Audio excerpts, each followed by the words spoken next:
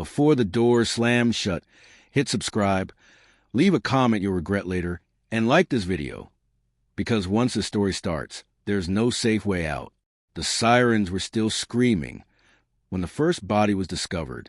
It was 2:17 a.m. inside Red Hollow Federal Penitentiary, a concrete fortress buried in the dry plains of the Midwest. Guards had just regained partial control after a 15-minute blackout, long enough for chaos to bloom. Emergency lights flickered back on, revealing blood smeared across the floor like drag paint. In cell block D, an inmate lay face down, his wrists bound with torn bedsheets, his back marked with a crude symbol carved deep into the skin. No cameras, no witnesses willing to speak. And this wasn't a riot killing. This was an execution. Warden Elias Crow stood over the body, jaw tight, eyes hollow. He had seen violence before. Stabbings, hangings, beatings that left men unrecognizable. But this felt different. Intentional. Personal. The kind of message meant to travel. Detective Mara Klein arrived before dawn, escorted through 3 locked gates in a corridor that smelled like bleach and fear. She'd spent a decade chasing organized crime on the outside, but this was her first case inside a maximum security prison. As she walked past cells filled with watching eyes, she felt it. Every inmate knew something. Every inmate was weighing whether the truth was worth dying for. The victim was identified as Thomas Rook, a low-level offender doing 8 years for armed robbery. Nothing remarkable. No enemies on record. No gang affiliation, which made the symbol carved into his back all the more disturbing. A circle, 3 vertical lines through it. Klein recognized it instantly, not from textbooks, but from a cold case file she'd once studied late at night. It was a calling card. One tied to a man the Bureau unofficially ranked among the most dangerous inmates in the entire U.S. prison system. His name was Marcus Vail. Vail was housed 2 blocks away in solitary confinement, locked down 23 hours a day. Former enforcer, multiple life sentences. Officially, he hadn't spoken to another inmate in months. Officially, he couldn't have touched Rook, but official stories don't survive places like Red Hollow. As investigators combed the cell, they found something that made the room go quiet. A scrap of paper wedged behind the sink, written in pencil so faint it almost disappeared under the light. Ask him who ordered it. No name, no signature. Just that. By noon, rumors were moving faster than the guards. Inmates whispered through vents and across the yard, passing fragments of a story that sounded insane. That Rook had been talking, that he'd made a deal, that someone powerful inside wanted him silenced before sunrise. When Detective Klein finally sat across from Marcus Vail, the air felt heavier. Vail was calm, too calm. His hands rested flat on the metal table, fingers relaxed, eyes sharp with amusement. He smiled without warmth. "You hear about the boy?" he asked. Klein didn't flinch. "I'm here about a murder." Vail tilted his head. "Funny thing about prisons," he said softly. "Everyone thinks the walls keep danger in. Truth is, they just concentrate it." He denied involvement. Of course. Said he'd slept through the blackout. Said he had nothing to gain from Rook's death. But when Klein slid the photo of the carved symbol across the table, his smile faded. "That mark," he said, choosing each word carefully, "means someone broke a rule." "What rule?" Klein asked. Vail leaned back. "You don't talk about the list." That was the first time anyone mentioned it. By evening, the investigation widened. Guards were pulled for questioning. Phone logs vanished. Surveillance backups came back corrupted. Someone inside Red Hollow was cleaning house, erasing footprints before they could be followed. Then came the second shock. A corrections officer named Daniel Price failed to report for his shift. His car was found abandoned 2 miles from the prison, engine cold, driver's door open.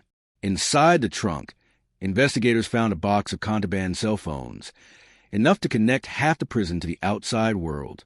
And taped to the lid, written in black marker, were 3 words. He talked first. Back at Red Hollow, Warden Crow ordered an emergency lockdown. Cells slammed shut. Tension spiked. Men screamed. Others laughed. Detective Klein stood in the control room, staring at the monitor that showed Marcus Vail's cell. For the first time since his incarceration, Vail was smiling. As guards prepared to sweep cell block D again, one of them hesitated at a maintenance door that had never shown up on the official blueprints. It was hidden behind a peeling wall panel, its lock rusted but intact.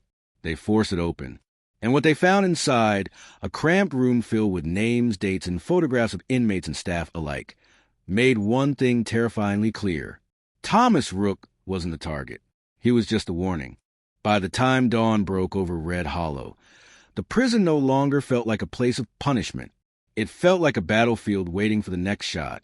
The hidden room behind the maintenance door was sealed off, guarded by armed officers who hadn't slept. Inside, Detective Mara Klein stood staring at the wall of evidence that should not exist. Dozens of photographs, mugshots, surveillance stills, courtroom sketches, inmates, corrections officers, even one blurry image of a federal judge stepping out of a courthouse in Chicago. Every photo was marked with red X, except 3. At the center was Marcus Vale. Below him, 2 names circled in black ink: Thomas Rook, Daniel Price. They weren't random, Klein said quietly. They were removed. Warden Crow rubbed his temples. This room isn't supposed to exist. That's the problem, Klein replied. Someone built it to control this place. As the day wore on, pressure came from every direction. Federal officials demanded answers. The Bureau wanted the case shut down fast. The official narrative forming upstairs was simple: a blackout, an inmate-on-inmate killing, a missing guard presumed to have fled. Klein knew it was a lie. When she returned to Marcus Vale's cell for a second interview, she noticed something new. The guard escorting her wouldn't meet her eyes. His hand trembled on his baton. Vale was already standing when she entered, as if he'd been waiting. "You found the room," he said. Klein froze. "How did you?" "Because I helped design it," Vale interrupted. "Not with my hands, with my reputation." She sat down slowly. "Then start talking." Vale leaned closer to the glass. "There's a list," he said. "Not just here, across the system. Men who know things. Men who move money, favors people. Some of us go inside to disappear. Others go inside to run things quieter." "And Rook?" Klein asked. "He wanted out," Vale replied. "Thought a deal would save him. Didn't understand the rules." Klein slid a new photo onto the table. Daniel Price's staff badge, blood smeared along the edge. Vale's eyes narrowed. "That was sloppy." "You ordered it," Klein said. "No," Vale answered calmly. "I approved it." Before she could respond, alarm screamed again. This time, there was no blackout. Cell block B erupted as smoke filled the corridor. Inmates pounded on doors, shouting warnings that guards didn't understand until it was too late. A fire suppression valve had been tampered with, flooding the block and forcing an emergency evacuation. In the chaos, one inmate collapsed, convulsing on the wet floor. Poison. By the time medics arrived, he was dead. Another name crossed off the invisible list. Klein pushed through the noise, heart hammering. This wasn't damage control anymore. This was acceleration. Back in the control room, technicians discovered something worse. The prison's internal messaging system, supposedly isolated, had been breached. Messages had been sent to select inmates during the blackout. Coordinates, times, instructions. Someone inside wasn't just pulling strings. They were conducting rehearsals. That night, Klein made a call she wasn't authorized to make. She contacted an old colleague in the organized crime task force and sent him photos from the hidden room. Within minutes, her phone buzzed. "Delete these," he texted. "Now, you're standing on a federal fault line." Instead, Klein printed everything. She was reviewing the files when Warden Crow entered her office, face pale. "They're moving Marcus Vale," he said. "What?" Klein stood. "He's the center of this." "Orders from above," Crow replied. "Transfer at 3 a.m. Supermax facility out west." Klein understood immediately. A transfer meant isolation. No access. No more questions. Or an opportunity. At 2:41 a.m., the transport convoy rolled into the inner yard. Heavy rain blurred the floodlights, turning the asphalt into a mirror of shadows. Vale was escorted out in restraints. Calm as ever. As he passed Klein, he paused. "You're running out of time," he said softly. "The next one won't be on the list." "What does that mean?" she demanded. Vale smiled. "It means you." The convoy gates opened. Then gunfire. Shots cracked through the rain as a vehicle slammed into the rear transport van. Chaos exploded. Guards scrambled. Alarms blared. Smoke grenades filled the yard. When it was over, 2 officers were down. The transport van was burning, and Marcus Vale was gone. Inside the wreckage, investigators found something that turned Klein's blood cold. Not a weapon, not an escape tool. A manila envelope, untouched by the flames. Inside was a single photograph. It showed Detective Mara Klein leaving her apartment that morning, with the words written across the bottom. "You were never supposed to find a room." The city didn't sleep the night Marcus Vale escaped. Neither did Detective Mara Klein. She packed a go bag without turning on the lights. Passport, burner phone, a pistol she hadn't carried in years. Outside her apartment, the street felt different now. Too quiet. Every parked car looked occupied. Every shadow felt deliberate. By sunrise, the story had gone public. Dangerous inmate escapes during transfer. Federal prison security failure. Authorities assure the public there is no ongoing threat. Klein watched the press conference from a diner across town, the TV volume low. Warden Crow stood behind a podium, flanked by officials who wouldn't meet the camera. Vale's name was never mentioned. The list was never mentioned.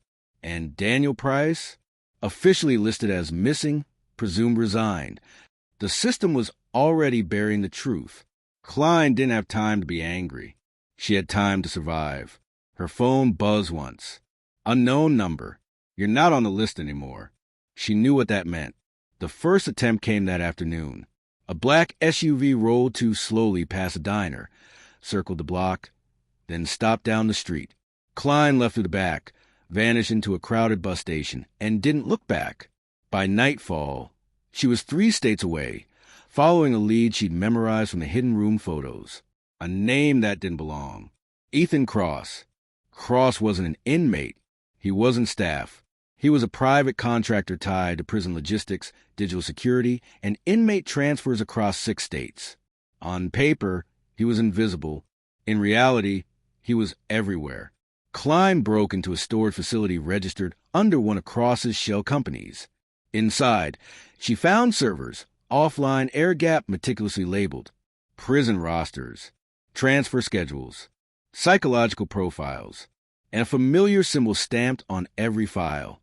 A circle, 3 lines. This wasn't about one prison. It was about control. She was copying files when footsteps echoed outside. Too calm to be cops. Too quiet to be amateurs. Marcus Vale stepped into the doorway like he'd always belonged there. "You shouldn't have come alone," he said. Klein raised a pistol. "Stop." Vale smiled. "If I wanted you dead, you'd already be a name on the wall." He told her everything. The list began decades ago. A quiet alliance between inmates too dangerous to execute and officials too corrupt to stop them. Men like Vale were placed inside strategically, allowed to eliminate liabilities, silence witnesses, and maintain order through fear. In return, they were protected, untouchable, until the system grew greedy. Rook was promised freedom, Vale said. Price tried to sell the list. That made him disposable. "And you?" Klein asked. "Why break the rules now?" Vale's expression hardened. "Because they decided I was expendable too." Sirens wailed in the distance. Cross was coming. So was everyone else. Gunfire shattered the silence. Glass exploded. Klein dug behind a server rack as bullets tore through the room. Vale moved fast, too fast, returning fire with precision born from years of sanctioned violence. When it ended, Ethan Cross lay bleeding on the concrete, reaching for a phone that would never ring again. Vale stood over him. "You forgot the first rule," he said. "Never make yourself visible." Klein stepped forward. "It's over." Vale looked at her, eyes tired. "No, it's just honest now." He handed her a flash drive. "Everything you need is here. Names. Proof. Enough to burn it all down." "And you?" she asked. Vale glanced toward the open door. "I disappear, like I was always meant to." By the time authorities arrived, Marcus Vale was gone. Again, Cross died in transit. The servers were wiped remotely, but the flash drive survived. Klein released the files through multiple channels. Journalists, watchdog groups, international courts. The fallout was immediate. Wardens resigned. Judges were investigated. Entire prison contracts were terminated overnight. The public called it a reckoning. They were wrong. 3 months later, in a small correctional facility in Oregon, an inmate was found dead in his cell. No struggle, no witnesses, just a symbol carved into the concrete wall above his bed. A circle, 3 lines, and beneath it, written in careful handwriting, "Order restored." They said the most dangerous inmate in America was still on the run. The truth was worse. He never left the system. If the story got under your skin, you're not ready for what's coming next. Hit subscribe, because the next case proves some prisons don't hold monsters, they protect them.